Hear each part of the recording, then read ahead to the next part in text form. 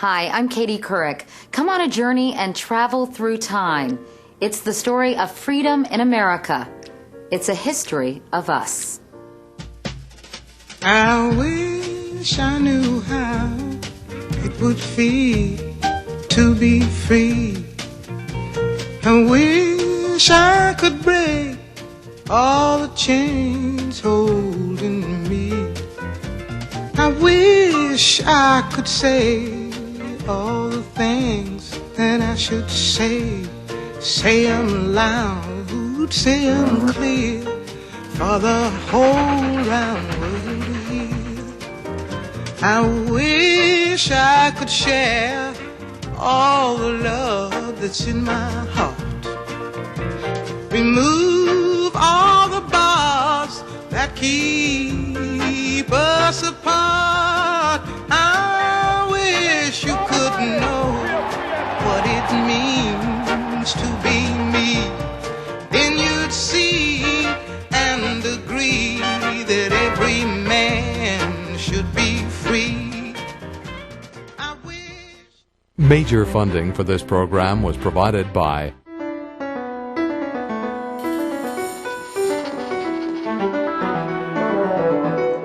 GE, because the freedom to think and innovate is part of the very fabric of this country.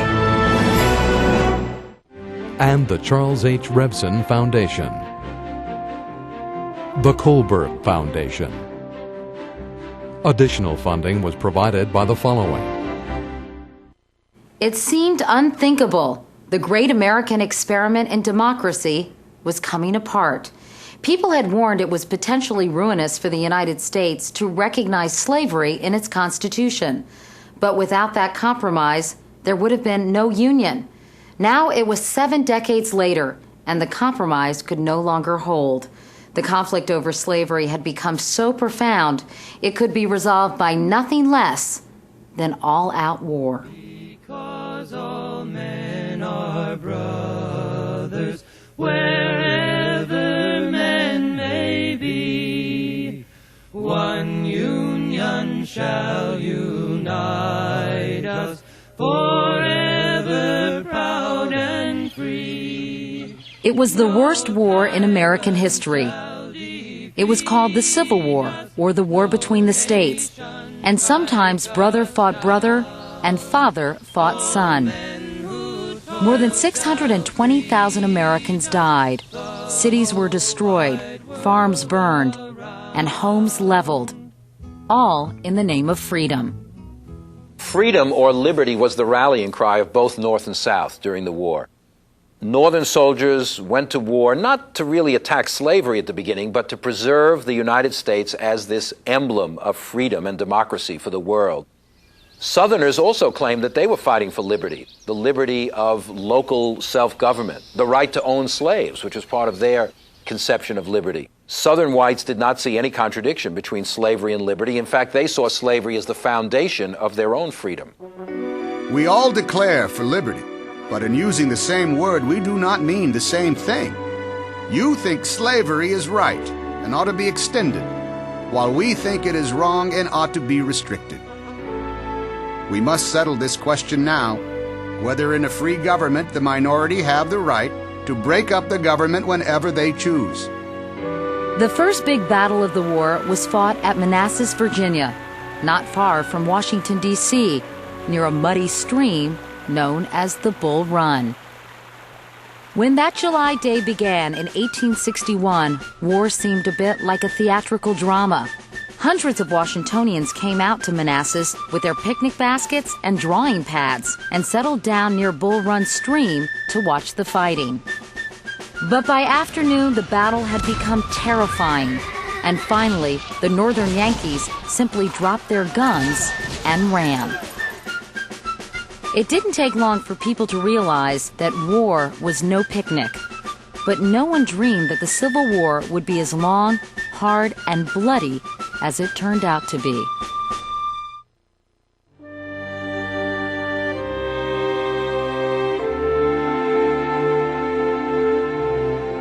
After the Battle of Bull Run, President Lincoln knew the North faced a tough opponent. The Southerners were skilled fighters. They were mostly farmers, used to shooting guns, riding horses, and being outdoors. Many Northern soldiers were city boys who had never shot a gun or sat on a horse. And though there were thousands of African Americans who wished to fight for the Union, the Lincoln administration would not permit it. Abolitionist Frederick Douglass criticized the government. What upon earth is the matter with the American people? The national edifice is on fire. Every man who can carry a bucket of water is wanted.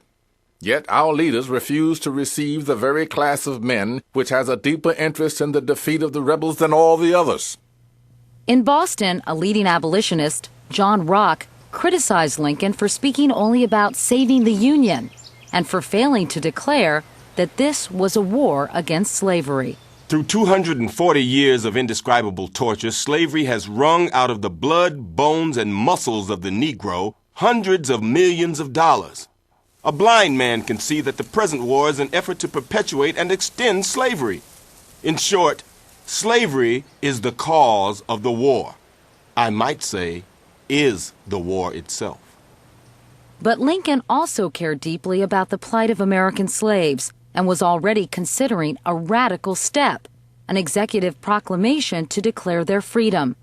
But he knew that it would have to be timed perfectly, and that meant waiting for a Union victory. In 1862, Lincoln gave the command of his Eastern armies to General George B. McClellan. He was young and self-confident and popular with his troops. But he was soon at odds with the president, who criticized him for spending too much time strategizing and not enough time fighting. I am becoming daily more disgusted with this administration, perfectly sick of it. If I save this army now, I tell you plainly that I owe no thanks to any person in Washington. On the 17th of September, McClellan's troops engaged the army of Robert E. Lee near the little farm town of Sharpsburg, Maryland.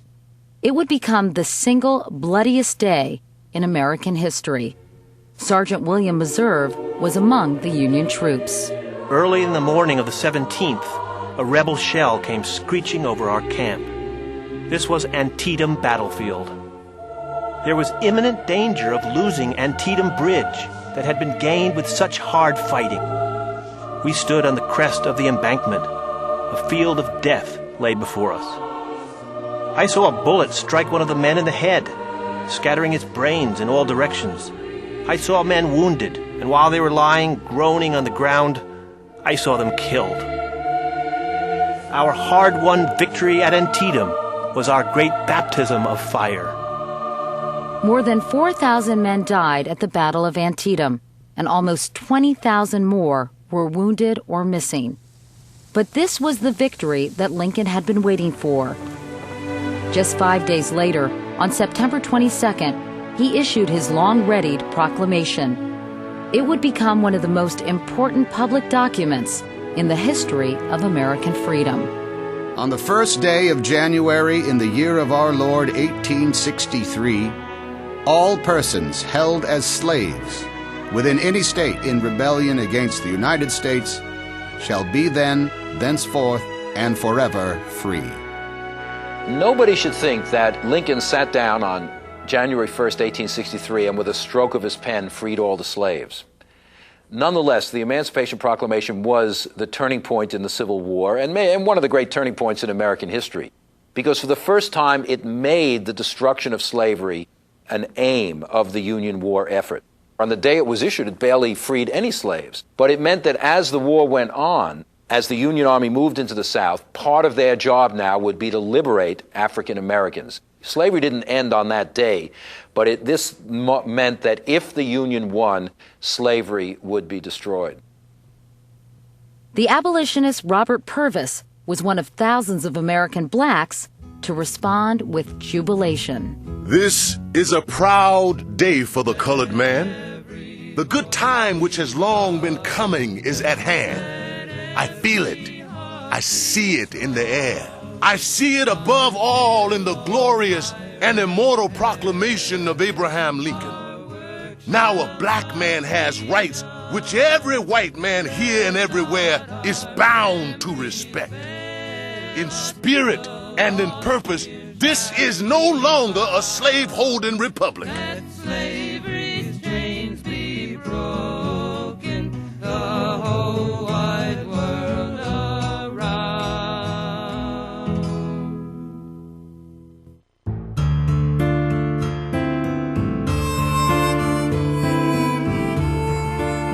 In May 1863, following the president's order, the War Department established the Bureau of Colored Troops.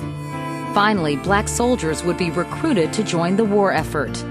But when the Confederate Congress announced that any black soldiers captured in battle would immediately be put to death or sold into slavery, many blacks hesitated, and many whites called them cowards. In Philadelphia, an editorial in the Christian Recorder encouraged blacks to join the fight.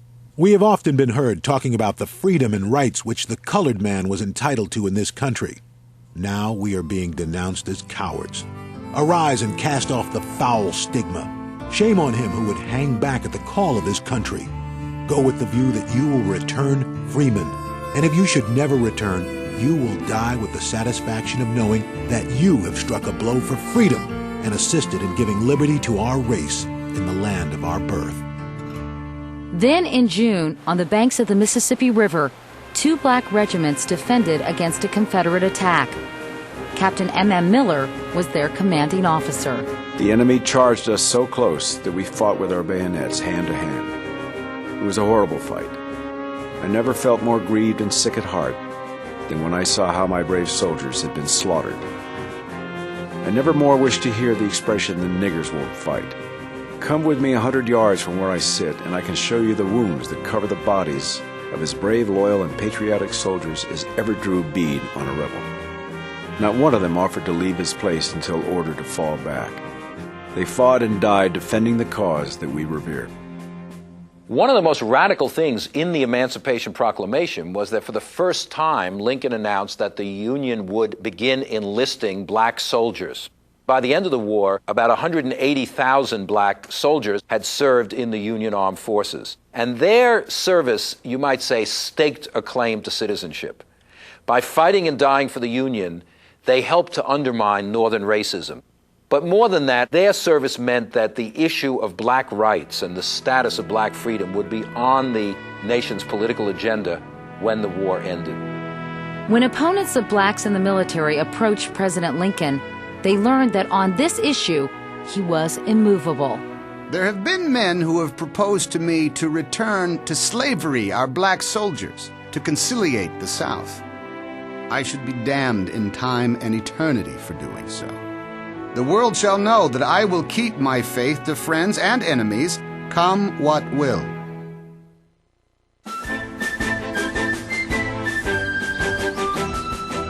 In late June 1863, General Robert E. Lee decided to mount a full-scale invasion of the North. It was an enormous gamble to try to beat the Yankees on their home ground in Pennsylvania. Upon reaching the vicinity of Gettysburg, we found the enemy and attacked him, driving him from town which was occupied by our troops. On the following day, men fought and died in a scene of violence that is still hard to imagine.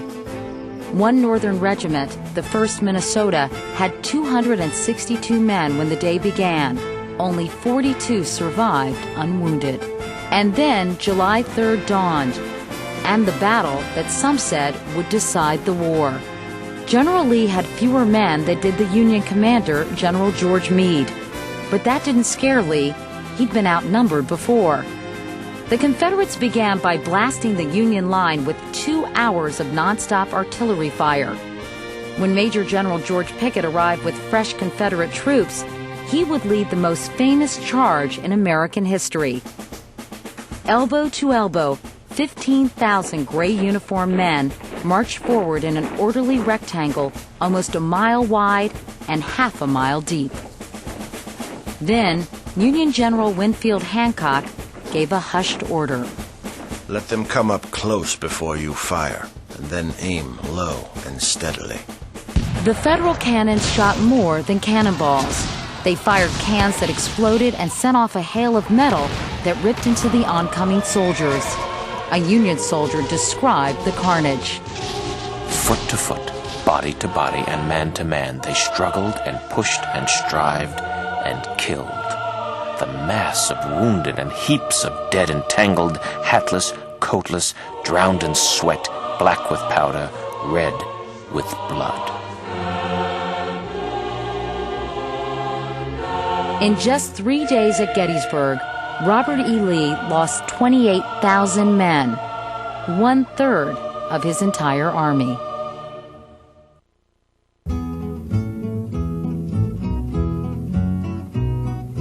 My brothers are all others, forever hand in hand, where chimes the bell of freedom. There is my native land. In the fall of 1863, tourists, sightseers, and grieving families poured into the little town of Gettysburg, Pennsylvania. 18 northern states had agreed to share the costs of a national cemetery where dead soldiers could rest in peace. A ceremony was planned for November 19th, and President Lincoln had been asked to make a few brief remarks.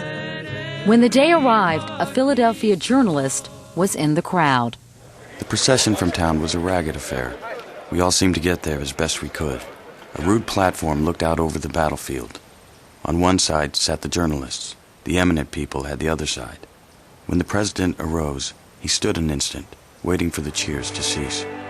Slowly adjusted his glasses and took from his pocket what seemed to be a page of ordinary paper, quietly unfolded it, and began to read. 77 years ago, our fathers brought forth on this continent a new nation, conceived in liberty and dedicated to the proposition that all men are created equal. Now we are engaged in a great civil war, testing whether that nation or any nation so conceived and so dedicated can long endure. We are met on a great battlefield of that war. We have come to dedicate a portion of that field as a final resting place for those who here gave their lives that the nation might live. It is altogether fitting and proper that we should do this. Lincoln spoke just 272 words. They were simple, common words. 202 of them were a single syllable. But taken together, the Gettysburg Address was a masterpiece, a hymn to American freedom. Of devotion. That we here highly resolve that these dead shall not have died in vain, that this nation, under God, shall have a new birth of freedom, and that government of the people, by the people, for the people, shall not perish from the earth. He talked about a nation conceived in liberty and dedicated to equality. He talked about democracy as being the essence of the struggle. And he talked about a new birth of freedom. Lincoln came to believe that by freeing the slaves, the United States was not only liberating 4 million people, but was somehow guaranteeing the promise of freedom for the entire country, making the United States for the first time truly a free society, which it had not fully been before the Civil War. So the new birth of freedom for Lincoln was both for African Americans and for the country as a whole. When Lincoln returned by train to Washington, D.C., a 20-foot-high bronze statue was hoisted atop the newly completed Capitol building. 8 years in the making, it was named the Statue of Freedom. Benjamin French was Lincoln's Commissioner of Public Buildings. Freedom now stands on the dome of the Capitol of the United States. May she stand there forever, not only in form, but in spirit. Our work shall not be done. By 1864, Abraham Lincoln had finally found the strong general he'd been searching for to run the war. He was Ulysses S. Grant, the victor of important battles in the West. Grant was a fighter, and he was anxious to finish the war as quickly as possible. President Lincoln said he did not care to know what I wanted to do. He wished me to beat Lee.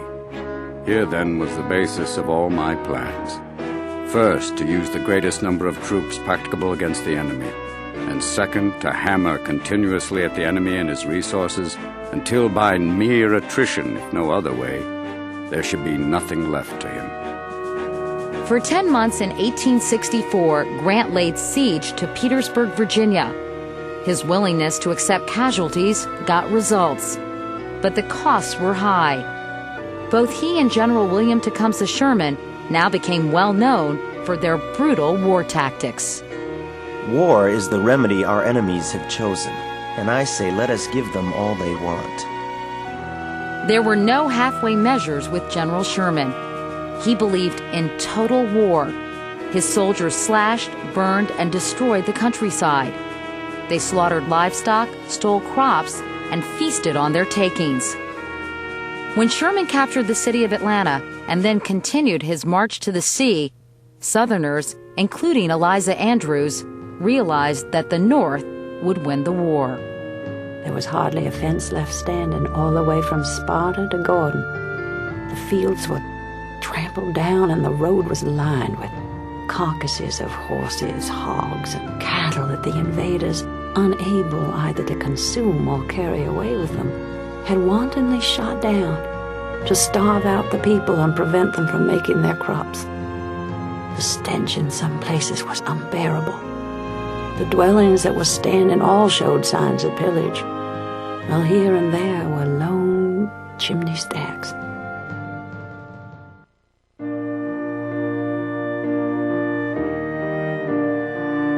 On April 9, 1865, after 4 years of fighting, the Civil War was over. General Ulysses S. Grant came to Appomattox Courthouse, Virginia, to accept the surrender of General Robert E. Lee.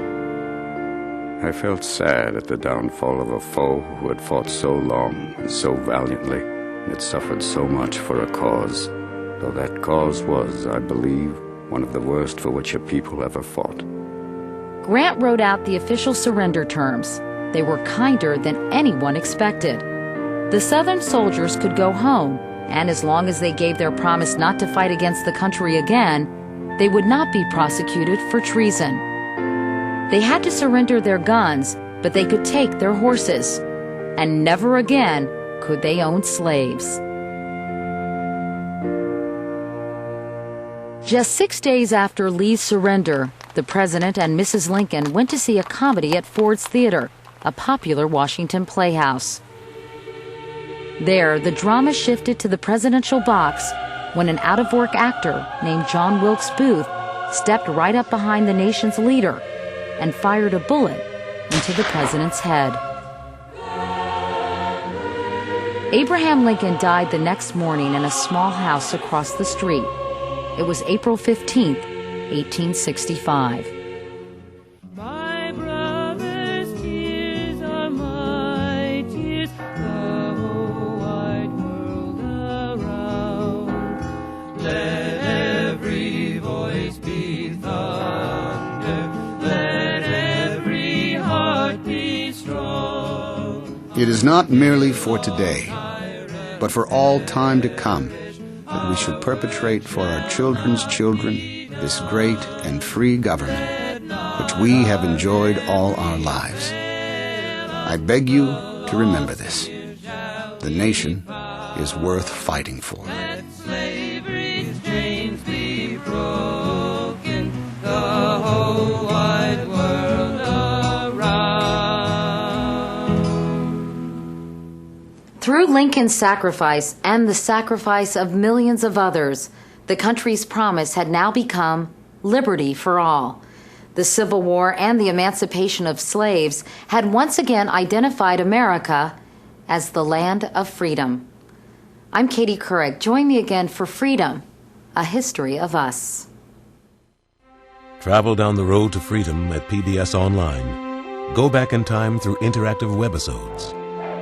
President says that we are defending freedom in Vietnam. Explore thousands of pictures and documents. Meet history's movers and shakers. I have a dream. Militant, not the meek. The present system will tumble to the ground. Find the resources you need to learn more and teach others at pbs.org.